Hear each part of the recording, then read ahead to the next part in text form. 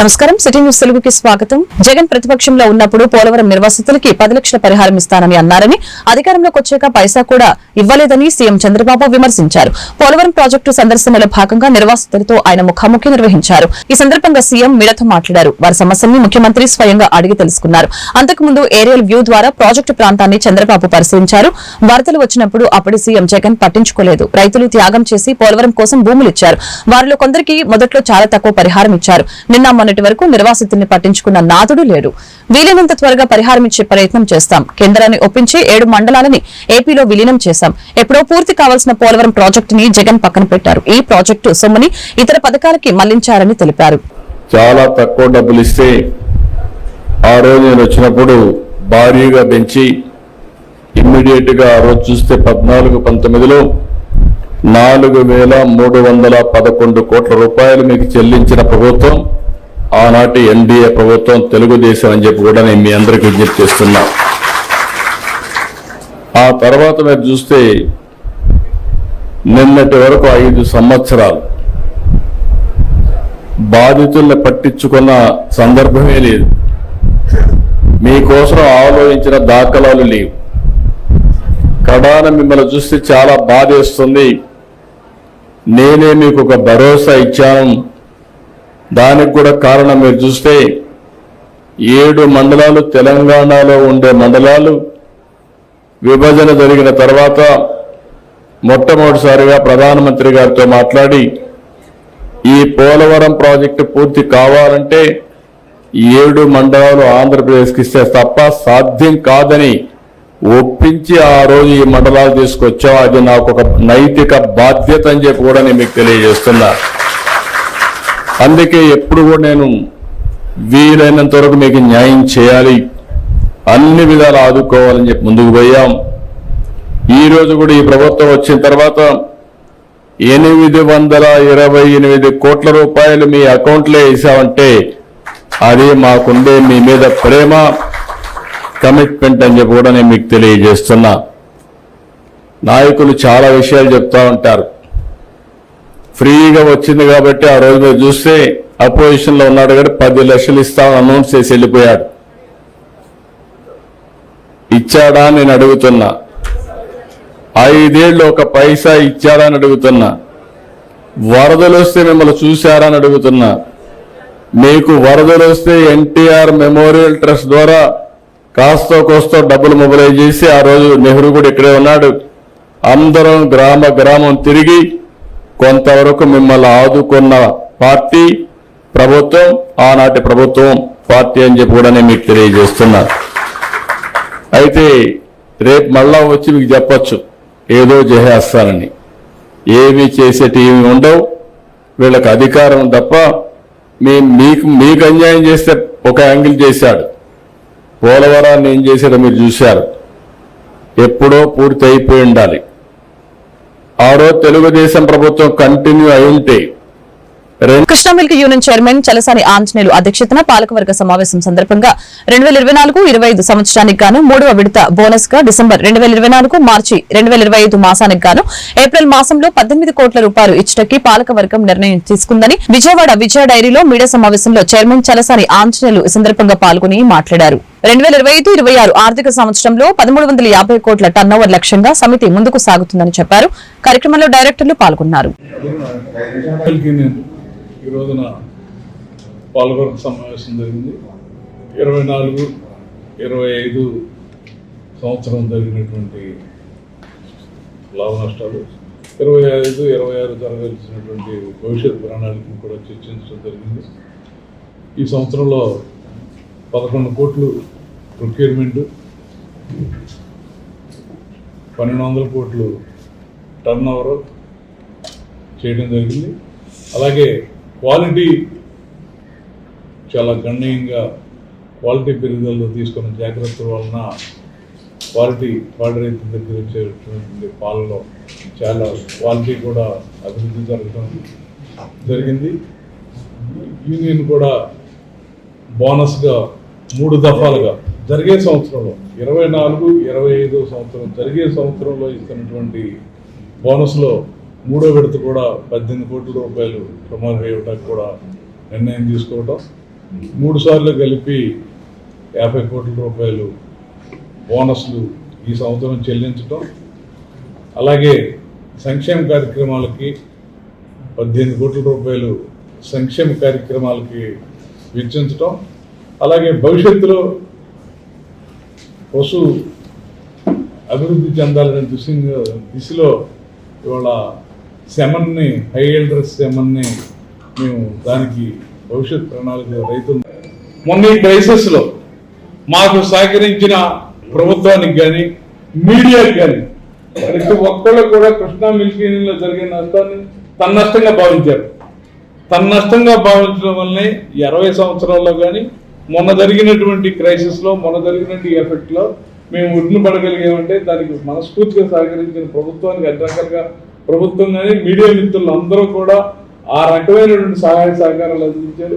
మేమంతే చాలా నష్టపోతున్నారు అనుకున్న దాన్ని కొంతవరకు నివారించగలుగుతాము. కానీ సకాలంలో ప్రయాణం చేసిన మీ అందరికీ, ప్రభుత్వానికి, మీడియాకి, మా వినియోగదారులకి, రైతులకి మరొకసారి మనస్ఫూర్తిగా కృతజ్ఞతలు తెలియజేస్తూ భవిష్యత్తులో ఇంకా రైతుకి అధిక రేట్ ఇవ్వడానికి మేము ఎప్పుడు కూడా అన్నిత్యం కూడా ప్రయాణం చేస్తామని చెప్పి మీ అందరికీ తెలియజేస్తాం. కాకాని కళ్యాణ మండపం టెండర్ల విషయంలో 4 టెండర్లు వేశారండి. 4 కూడా టెండర్లు, సీల్ టెండర్లు మా వర్క్స్ కమిటీ సమక్షంలోనే ప్లస్ టెండర్దారుల సమక్షంలో ఓపెన్ చేయడం జరిగింది. ఆ ఓపెన్ చేసినప్పుడు 4 రేట్లు కోట్ చేశారు. వాళ్ళ 4 కూడా మళ్ళీ ఓపెన్ ఆక్షన్కి మేము అంగీకరిస్తున్నామని చెప్పిన తర్వాతే మళ్ళీ దాన్ని ఓపెన్ ఆక్షన్ చేయడం జరిగింది. ఓపెన్ ఆక్షన్లో 4 పాల్గొన్నారు. 4 రేట్లు చెప్తే బెస్ట్ రేట్ ఏ రేట్ అయితే ఎక్కువ వచ్చిందో అతనికి టెండర్ కన్ఫర్మ్ చేయడం జరిగిందండి. ఇక్కడైతే ఎటువంటి అక్రమాలు కానీ ఎటువంటి లాబింగ్లు కానీ జరగలేదని చెప్పి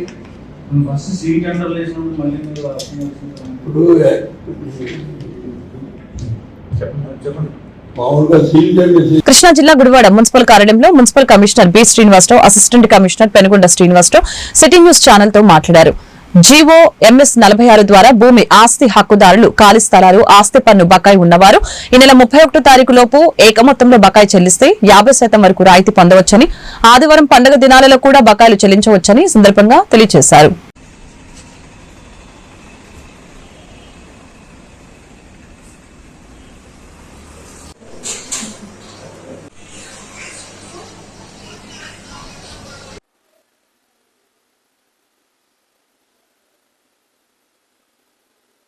గుడివాడ పట్టణ ప్రజలకు ఒక మంచి సువర్ణ అవకాశం ప్రభుత్వం వారు GOMS నెంబర్ 46 ద్వారా ఒక మంచి అవకాశాన్ని కల్పించారు. ఇప్పటి వరకు ఎవరైతే ఖాళీ స్థలాలపై కానీ, ఆస్తి పన్నులు కానీ ఎవరైతే బకాయి ఉన్నారో వారు 31/3/25 తారీఖు లోపు ఏకమొత్తంగా పన్ను చెల్లించినట్లయితే వారికి ఉన్న వడ్డీపై 50% రాయితీ పొందవచ్చు. ఈ అవకాశాన్ని అందరూ సద్వినియోగం చేసుకుంటారని కోరుకుంటున్నాను. అలాగే రేపు పండగ రోజు కానీ, ఆదివారాల సెలవుల్లో కానీ ఆఫీసులో స్పెషల్ కౌంటర్లు ఏర్పాటు చేయడం అయింది. ప్రజలందరూ ఈ అవకాశాన్ని వినియోగించవలసిందిగా కోరుచున్నారు. పట్టణ ప్రజలకు నమస్కారాలు. నా పేరు పి శ్రీనివాసరావు, గుడివాడ మున్సిపాలిటీలో అసిస్టెంట్ కమిషనర్ పనిచేస్తున్నాను. పట్టణంలో ఈ పందుల బెడద నివారించడానికి పందుల పెంపకందారులందరికీ నోటీసులు జారీ చేసినాము. అట్లానే వాళ్ళకి ఒక 3 రోజులు టైం ఇచ్చి వాళ్ళ కనుక ఈ పందుల బెడదని తొలగించకపోతే, అనగా పందులను పట్టణములకు అవతల 3 కిలోమీటర్ల దూరం ఉంచుకోమని చెప్పాము. వాళ్ళు అలా చేయకుండా పట్టణంలో కనుక పందులను విచ్చలవిడిగా కనుక వదిలితే మేము ఈ కడప నుంచి ఈ పందులు పట్టణాన్ని పిలిపిస్తాము. వాళ్ళు ఇక్కడ వచ్చే పందుల్ని వాళ్ళ వెహికల్స్ ఇచ్చుకొని వాళ్ళు డైరెక్ట్ గా తీసుకెళ్లిపోతారు. దీనికి మున్సిపాలిటీ వారు కూడా ఎటువంటి డబ్బులు చెల్లించవలసిన అవసరం లేదు. కావున మరి ఒకసారి ఈ పందుల పెంపకందారులు తెలియజేయండి ఏమనగా, మీరు ఈ పందులను ఊళ్ళో వదలకుండా పట్టణానికి 3 కిలోమీటర్ల అవతల ఉంచి పెంచుకునవలసిందిగా కోరడమైనది. అలానే ఈ పట్టణంలో తిరుగుతున్నటువంటి ఈ స్ట్రే డాగ్స్ ని ఆపరేట్ చేయించుటకు నవోదయ వెట్ సొసైటీ హైదరాబాద్ లో వచ్చారు. వారు ఇంతవరకు 21 కుక్కలకి కుటుంబ నియంత్రణ ఆపరేట్ చేసి పట్టణంలో వదిలివేస్తున్నారు. మళ్ళా వాళ్ళు కూడా వస్తారు. వచ్చినప్పుడు పట్టణ ప్రజలు కూడా సహకరించి కుక్కలను ఆపరేట్ చేయించడానికి డిపార్ట్మెంట్ వారికి సహకరించవలసిందిగా కోరమైనది. అట్లానే ఆవులు, ఇటీవల ఆవులను కూడా మేము ఈ రాజధానిలో ఉన్నటువంటి బంధువుల దొడ్లో పంపించి ఎవరైతే యజమానులు ఉన్నారో వాళ్ళ దగ్గర కూడా ఫీజు వసూలు చేసుకుని వాళ్ళని వదిలివేయడం జరిగింది. కానీ మేము ఇన్నిసార్లు చెప్తున్నా ఈ ఆవుల యజమానులు మళ్ళా వాళ్ళని విచ్చలవిడిగా రోడ్డు మీద వెళ్తున్నారు. కాబట్టి మేము ఈసారి ఈ ఆవులని ఇచ్చలు కాకుండా వేరే ఊరికి కూడా తరలిస్తాము. కావున ఈ ఆవుల పెంపకందారులు ఆవులను మీ ఆవరణలోనే కట్టివేసుకొని రోడ్ల మీద వదలకుండా డిపార్ట్మెంట్ సహకరించవలసిన కోరమైంది. అలానే ఈ పట్టణపల్లికి విజ్ఞప్తి చేయనిది ఏమనగా మీ ఇంటి నుంచి ఉత్పత్తి అయ్యి పొడి చెత్త తడి చెత్తను విడివిడిగా బినుసులు ఇచ్చి ఈ ఏలూరు నగరంలోని పత్తేబాద ఏరియాలో అగర్వాల్ ఐ హాస్పిటల్ ని ఈ రోజు పూజా కార్యక్రమాలతో నిర్వాహకులు ప్రారంభించారు. అధునాతన హంగులతో అత్యాధునిక టెక్నాలజీ రూపొందించడం జరిగిందని ఈ సందర్భంగా తెలియజేశారు. చెన్నై, ముంబై, ఢిల్లీ మెట్రోపాలిటన్ సిటీలో అగర్వాల్ ఐ హాస్పిటల్ కి సంబంధించిన కార్పొరేట్ సంస్థలు ఉన్నాయని చెప్పారు. కంటి సమస్యలపై ఎటువంటి లక్షణాలు బయటకు వచ్చినా కార్పొరేట్ సంస్థకి ఫోన్ చేస్తే అతి తక్కువ సమయంలో సంబంధిత హాస్పిటల్ కి వచ్చి నాణ్యమైన చికిత్స అందిస్తామని ఏలూరు నగర వైద్యులు తెలియజేశారు. With this, we are very, very confident that it will happen for us. For coming all the way, looking us. I make a very and a high already been done.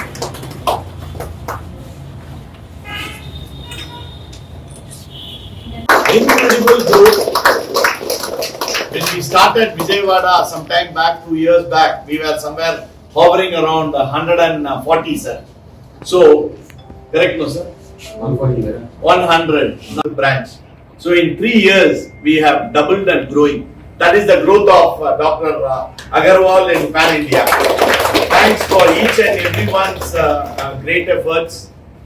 Today we have our colleagues from Eye Hospital, Mr. Javier this year, who is heading the entire Pan India Eye Hospital setup, and we have Rajesh, who is heading the Andhra Pradesh. We are having, including that, this will be our 21st branch in operations. So 21st means we contribute to the almost closer to 10% of all India. But we are not present in all the branches. Wherever we are present in Tamil Nadu, we are present in Andhra Pradesh, we are present in Karnataka, we are present in Kerala. We are completely covered in South. We are present in Odisha. We are present in very big presence in Madhya Pradesh. We are also having our presence in Gujarat. Very big good presence in Gujarat. Right now, another excitement what we are having. We are entering into the northern region. Our head office is one more head office is going to be presently. We are all having 2 head office. One is at Chennai, our corporate office, and one head office is at Mumbai. All your works and your contributions, I am very confident that 7 వారం రోజులు 365 రోజులు కంటి వైద్య పరీక్షలన్నీ జరుగుతాయి. జరగందంటూ ఏం లేదు. Cataract, glaucoma, migraine నొప్పి, తర్వాత retina problem, optic nerve problem, తర్వాత కంటికి సంబంధించిన మెల్లకన్ను, తర్వాత వయసులో ఉన్న పిల్లలకి మైనస్ పవర్ అద్దాలకు కావాల్సిన treatment, laser treatment, retina lasers లేదంటూ ఏమి లేదు. ఇక మిగిలిన 5-10% అనేది మాలాంటి డాక్టర్లు, సీనియర్ డాక్టర్లు బయట ఊళ్ళ నుంచి వచ్చి ఇక్కడ ఆ సదుపాయాల్ని, ఆ సేవల్ని ఇక్కడి ఏలూరి ప్రజలందరికీ అందించడానికి మేము అహర్నిశలు పాటుపడుతున్నాం. ఆల్రెడీ విజయవాడలో చేస్తున్నాం. సార్ చెప్పినట్టుగా దేశంలోనే దగ్గరగా 250 సెంటర్లలో మేము నిరంతరం వర్క్ చేస్తున్నాం. 700 మంది డాక్టర్లు. దాంట్లో ఇక్కడ టీం కూడా ఇవాళ నుంచి ప్రారంభోత్సవంలో వీళ్ళు కూడా మనతో జాయిన్ అవుతారు. అనకాపల్లిలో ఈ నెల 19వ తేదీన దీపు అనే హిజ్రాని హత్య చేసిన దుర్గా ప్రసాద్ ని ఉరితీయాలని ట్రాన్స్జెండర్లు డిమాండ్ చేశారు. ఏలూరులోని వసంత మహల్ సెంటర్ వద్ద నుంచి పాత బస్టాండ్ వరకు బుధవారం సాయంత్రం ట్రాన్స్జెండర్లు ర్యాలీ నిర్వహించి కొవ్వొత్తులతో నిరసన వ్యక్తం చేశారు. We want justice.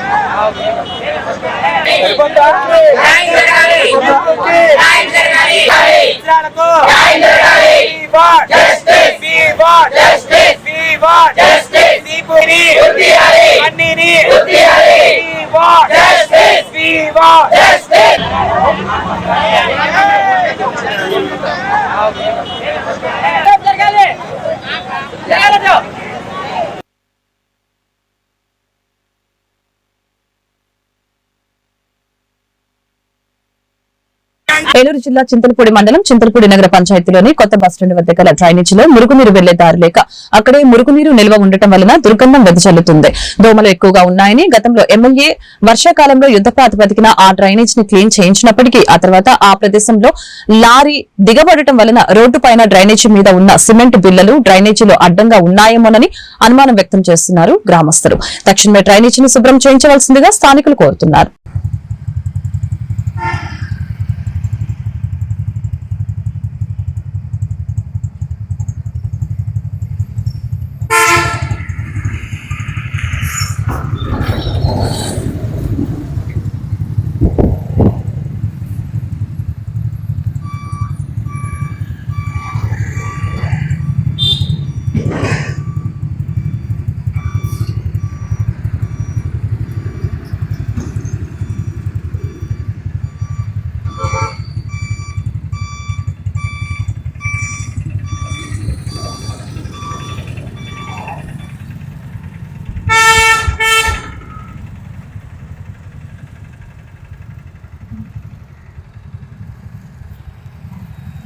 ఏలూరు జిల్లా జంగారెడ్డిగూడెం మండలం గురువాయిగూడెం గ్రామంలో వేంచేసి ఉన్న శ్రీమతి ఆంజనేయ స్వామి వారి దేవస్థానం నందు హుండీలను ఈ రోజు తెరిచి లెక్కించడం జరిగింది.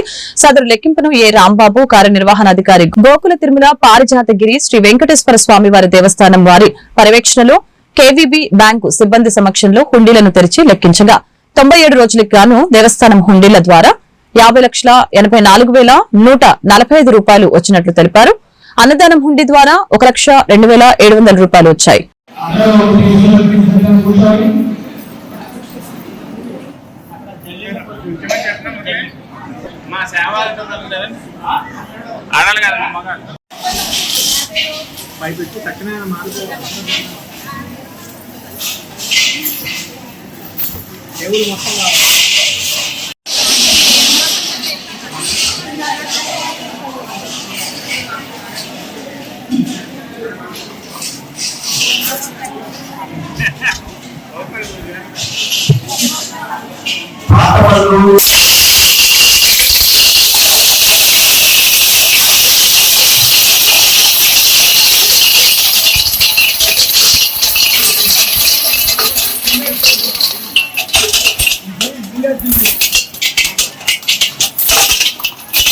పశ్చిమ గోదావరి జిల్లా కాళ్లకూరు గ్రామంలో పోలేరమ్మ జాతర మహోత్సవం అంగరంగ వైభవంగా నిర్వహించారు. అమ్మవారికి ప్రత్యేక పూజలు నిర్వహించారు. మహిళలు అమ్మవారికి జలాభిషేకం చేశారు. అమ్మవారిని పెద్ద సంఖ్యలో భక్తులు దర్శించుకున్నారు. కార్యక్రమంలో ఏపీఐఏసీ చైర్మన్ పెన్మెత్స సోమరాజు, పివి రామరాజు, గోకరాజు, మురళీరాజు తదితరులు పాల్గొన్నారు.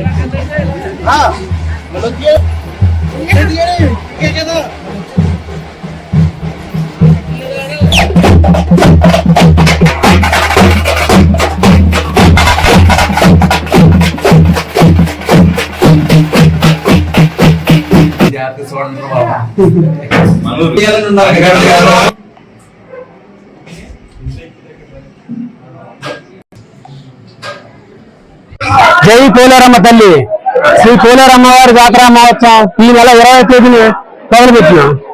20వ తేదీని మొదలుపెట్టి మధ్యరామ వారిని పోలేరమ్మ వారిని గ్రామోత్సవం మధ్యరామ వారి 3 దినంలో పోలేరమ్మ వారిని 3 రోజులు చేసి లక్షవారం పోలేరమ్మ వారిని సాగనంటాం. అలాగే ఈ సంవత్సరం 26వ తేదీ బుధవారం కలశాభిషేకం కార్యక్రమం పెద్దలు నిర్ణయించారు. దాని ప్రకారం ఈ రోజు కలశాభిషేకం జరుగుతుంది. రేపు ఉదయం పోలేరమ్మ వారిని పోలేరమ్మ దేవస్థానంలో ప్రవేశపెట్టి జరుగుతుంది. ఆ తదనంతరం జాతర మహోత్సవ కార్యక్రమాలు ఉంటాయి.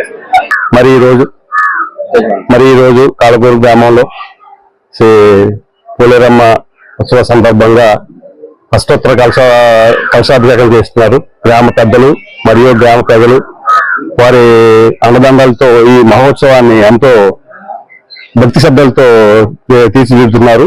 ఇక ఈ ఆలయ కమిటీకి ఈ గ్రామం తరఫున పశ్చిమ గోదావరి జిల్లా ఉండి కొత్తపేటలో ఉన్న ఎంపీపీ పాఠశాల నందు 5వ తరగతి చదువుతున్న కొండమంచిలి భవ్య గతంలో నిర్వహించిన నవోదయ ప్రవేశ పరీక్షలో ప్రతిభను కనపరిచింది.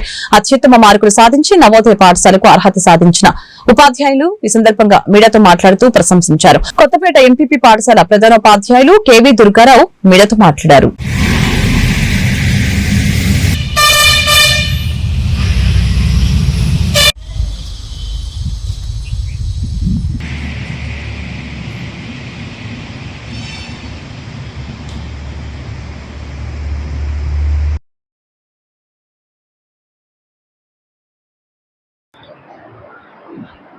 మన ఉండి మండలం ఎంపీపీఎస్ స్కూల్ కొత్తపేటలో కుడమంచుల భవ్య అనే పాప నవోదయ పాఠశాలకు ఎంపిక కావడం అభినందనీయం.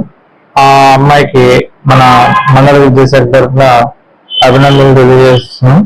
అదేవిధంగా మాస్టర్ గత సంవత్సరం కాలంగా పాపకి ప్రతిరోజు ఈవినింగ్ ఒక 1 అవర్ నవోదయకి శిక్షణ ఇవ్వడం ద్వారా ఈ విజయం సాధించడానికి కృషి చేసిన మాస్టర్ కూడా అభినందనలు తెలియజేస్తున్నాం. అదేవిధంగా మన విద్యార్థులకి ఇటువంటి